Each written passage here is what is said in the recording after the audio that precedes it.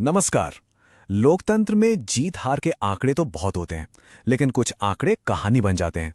आज हम एक ऐसी ही कहानी की पड़ताल करेंगे। ये कहानी किसी बड़े राष्ट्रीय चुनाव की नहीं, बल्कि उत्तर प्रदेश की एक विधानसभा सीट पटियाली की है। यहां 2022 में जीत और हार का फैसला सिर्फ 4001 वोटों से हुआ। चलिए इस बारीक से अंतर के पीछे छिपे बड़े सबक को समझते हैं। तो सबसे पहले ये देखते हैं कि पटियाली है कहाँ। ये उत्तर प्रदेश के कासगंज जिले का एक हिस्सा है। अक्सर राष्ट्रीय राजनीति की चकाचौंध में ऐसी सीटें खो जाती हैं, लेकिन भारत की असली राजनीतिक नब्ज और लोकतंत्र की असली परीक्षा असल में यहीं होती है। एक एक सीट का ये गहरा विश्लेषण ही हमें राजनीति की बड़ी तस्वीर दिखाता है। तो हम इस पड़ताल में आगे कैसे बढ़ेंगे? सबसे पहले हम उस करीबी चुनावी नतीजे को समझेंगे जो बिल्कुल चाकू की धार पर था। फिर हम जमीन पर उतरकर लोगों की नब्ज टटोलेंगे।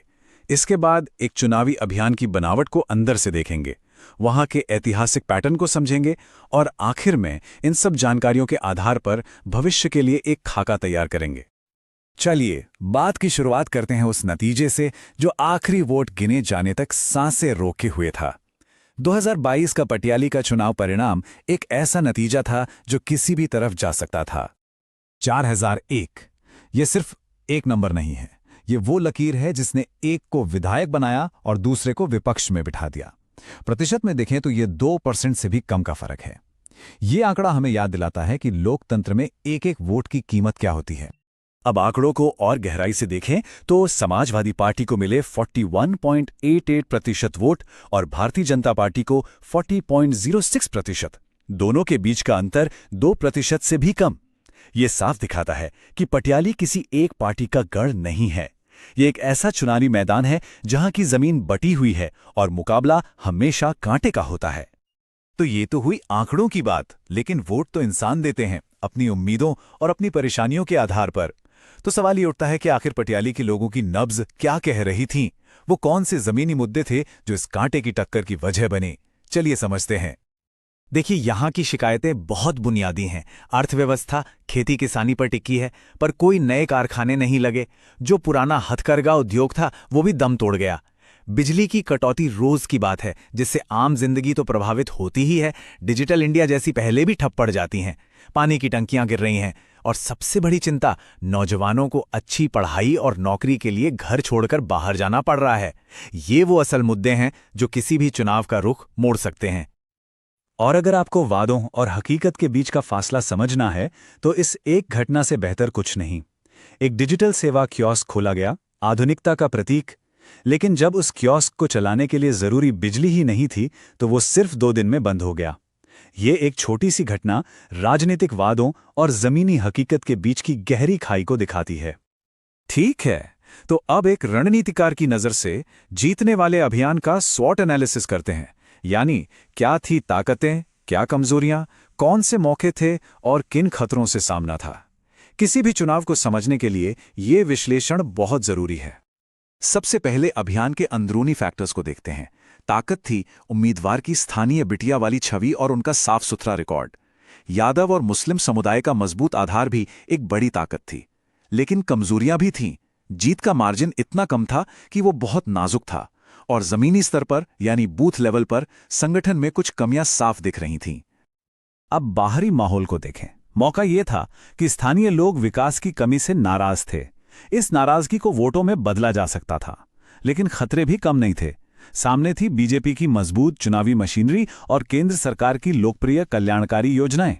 किसी भी वक्त सांप्रदायिक ध्रुवीकरण का भी खतरा था। एक अच्छी रणनीति इन्हीं मौकों और खतरों के बीच सही संतुलन बनाती है। किसी भी जगह का भविष्य समझने के लिए उसके अतीत को जानना जरूरी है। तो क्या पटियाली का इतिहास हमें कोई पैटर्न दिखाता है? क्या वहां के वोटिंग पैटर्न में कोई खास बात है? चलिए जरा वक्त में पीछे चलते हैं। यह टाइमलाइन बहुत दिलचस्प है। देखिए, ये सीट एक पेंडुलम की तरह है। कभी समाजवादी पार्टी, कभी बीएसपी, फिर बीजेपी और फिर वापस समाजवादी पार्टी। इससे एक बात तो शीशे की तरह साफ है, पटियाली किसी की जागीर नहीं है। यहां के मतदाता बदलाव में यकीन रखते हैं और किसी भी पार्टी को हल्के में नहीं लेते। ये टेबल एक बहुत महत्वपूर्ण कहानी कहती है। सिर्फ वोट प्रतिशत मत देखिए, 2 मुख्य पार्टियों के बीच के अंतर को देखिए। 1996 में ये अंतर 17% से ज्यादा का था और 2022 में सिर्फ 1.82%। इसका मतलब है कि पटियाली में मुकाबला साल दर साल बहुत ज्यादा कड़ा और कांटे का होता जा रहा है। तो इस पूरी जटिल तस्वीर को देखते हुए सवाल ये उठता है कि इतनी कांटे की टक्कर वाली सीट पर जीत की एक टिकाऊ रणनीति कैसे बने। यहां विश्लेषण एक चतुर्मुख सिद्धांत यानी एक फोर फेस डॉक्ट्रिन का प्रस्ताव रखता है। ये है वो चतुर्मुख सिद्धांत। ये एक होलिस्टिक अप्रोच है जिसके 4 चेहरे हैं और चारों का एक साथ काम करना जरूरी है।